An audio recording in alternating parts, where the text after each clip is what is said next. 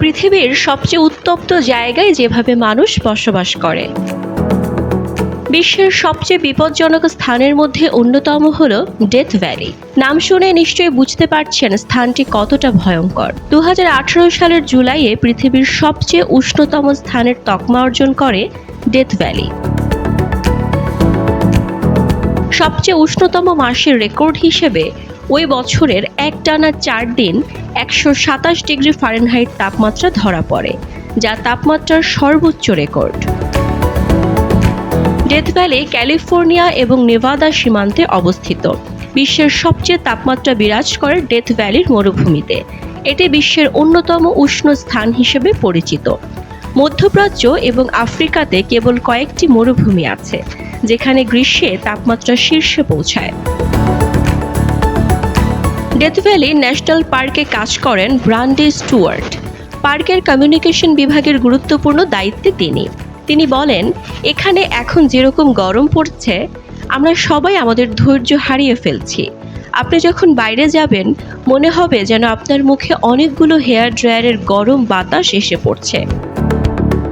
তিনি আরও বলেন, এখানে এত গরম যে আপনার গায়ে যে ঘাম হচ্ছে তা আপনি টেরই পাবেন না, কারণ খুব দ্রুত এটি বাষ্প হয়ে উড়ে যাচ্ছে। ঘামে যখন কাপড় ভিজে যায় সেটা টের পাওয়া যায়, কিন্তু গায়ের চামড়ায় ঘাম শুকিয়ে যায় খুব দ্রুত। এই বিষয়টিতে অভ্যস্ত হয়ে উঠতে আমার সময় লেগেছে। ডেথ ভ্যালি এক বিস্তীর্ণ মরুভূমি। মাঝে মাঝে বালিয়াড়ি আর গভীর খাদ রয়েছে। পার্শ্ববর্তী রাজ্য নেভাদা পর্যন্ত বিস্তৃত। বিশ্বের উষ্ণতম জায়গা হওয়ার পরও এই জায়গাতে থাকে কয়েকশো মানুষ।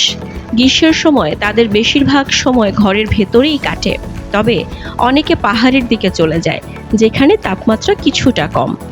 যখন লোকে এতে অভ্যস্ত হয়ে যায় তখন এটা স্বাভাবিক বলেই মনে হয়। তখন তাপমাত্রা 80 ডিগ্রি ফারেনহাইটের নিচে নামলে সেটাকেই মনে হয় খুব ঠান্ডা। ডেথ ভ্যালির লোকজনের বাড়িতে এয়ার কন্ডিশনের ব্যবস্থা রয়েছে। এটি তাদের ঘর ঠান্ডা রাখে, কাজেই ঘুমাতে অসুবিধা হয় না। তবে বিদ্যুৎ যদি চলে না যায়, যখন প্রচণ্ড গরম পড়ে, তখন সবাই সারাক্ষণ এয়ার কন্ডিশনিং চালিয়ে ঘর ঠান্ডা রাখার চেষ্টা করে। তখন বিদ্যুৎ সরবরাহের সমস্যা তৈরি হয়। ডেথ ভ্যালির বেশিরভাগ মানুষ থাকেন এবং কাজ করেন ফার্নেস ক্রিকে। এখানে সাম্প্রতিক সময়ে সর্বোচ্চ তাপমাত্রা রেকর্ড করা হয়েছিল।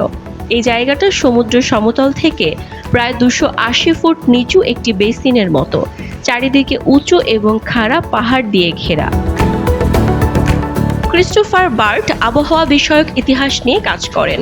1913 সালে ডেথ ভ্যালিতে রেকর্ড করা তাপমাত্রা নিয়ে কেন এই সংশয়, সে সম্পর্কে তিনি বলেন, ওই এলাকার আশেপাশের অন্যান্য এলাকার রেকর্ডের সঙ্গে এটি মিল ছিল না। ফার্নেস ক্রিকের তাপমাত্রা আশেপাশের এলাকার চেয়ে প্রায় 2 বা 3 ডিগ্রি বেশি ছিল। কেউ কেউ যুক্তি দেন যে ডেথ ভ্যালির চেয়েও হয়তো বেশি গরম পড়ছে বিশ্বের আরও অন্য কোনো জায়গায়, কিন্তু আবহাওয়ার উপর যারা নজর রাখেন তারা এই দাবিকে গুরুত্ব দেন না, কারণ এসব জায়গায় তাপমাত্রা রেকর্ড করার জন্য নির্ভরযোগ্য কোনো আবহাওয়া কেন্দ্র নেই।